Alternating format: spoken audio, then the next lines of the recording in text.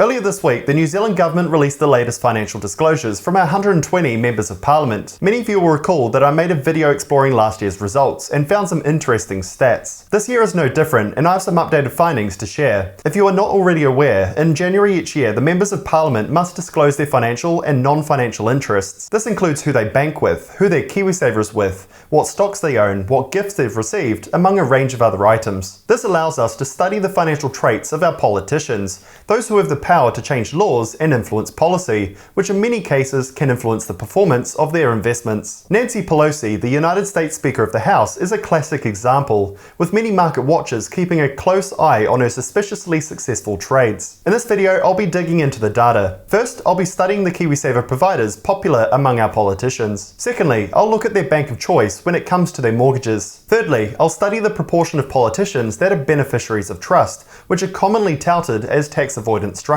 Fourth, I'll study the level of home ownership among our politicians. And finally, I'll study their private investments. If you haven't already, please make sure to subscribe to my channel down below to see more content just like this in the personal finance and investing space. Let's start with their Kiwisaver funds. Of our 120 MPs, 111 of them have Kiwisaver accounts. 3 MPs decided over the last year to sign up. Those that aren't a part of Kiwisaver commonly have private superannuation schemes. Of the 111 Kiwisaver members, 4 changed their fund over the past year into Pathfinder, Booster, Simplicity and ANZ funds. The FMA did a study in 2021 that found 3.9% of members change their funds each year, so MPs switch funds about as often as the regular Kiwisaver member. Moving over to the preferences of the average Kiwisaver member, 9 of the top 10 Kiwisaver funds selected by Kiwis are provided by ANZ, ASB, and Westpac. The average Kiwisaver member clearly has huge trust in their bank to manage their retirement funds. Either that, or they enjoy the convenience of having all their financial products with a single provider. The outlier provider in the top 10 list is Fisher Funds, which squeezes in between the large banking names. By instead looking at the risk profile of the top 10 funds among Kiwis,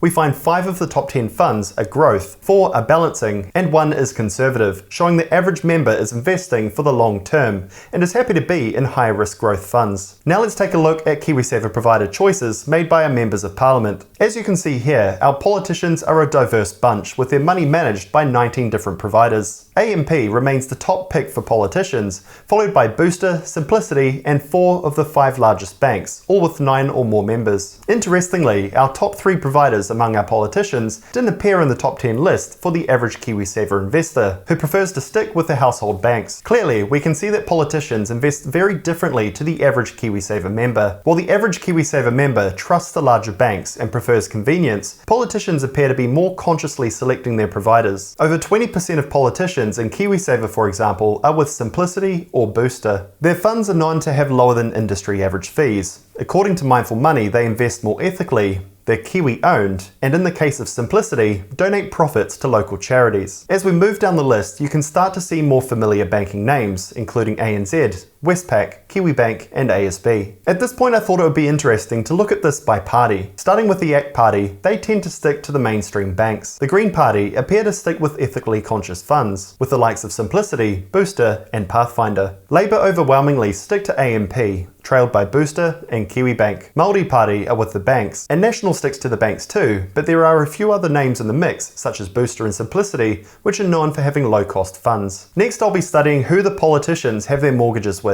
Of the 120 members of parliament, nearly a third of them did not have a mortgage. Lucky them. 6 politicians paid off their mortgages over the past year, while 3 took one out. With 23 MPs having a mortgage with ANZ, they stand as the most common bank for MPs. Despite the former leader of National, John Key, now being the chairman of ANZ New Zealand, the bank doesn't appear as popular with the party as their members prefer to bank with ASB, the second most common overall. Westpac trails with 13 members, followed by Kiwibank and BNZ. ANZ has an approximately 30% share of the mortgage market in New Zealand. Aussie banks in total control around 85% of the market, and New Zealand banks such as Kiwibank, TSB and SBS have just a 9% share. So there isn't much interesting here to study from what the politicians are doing. ACT and National are mainly with ANZ and ASB.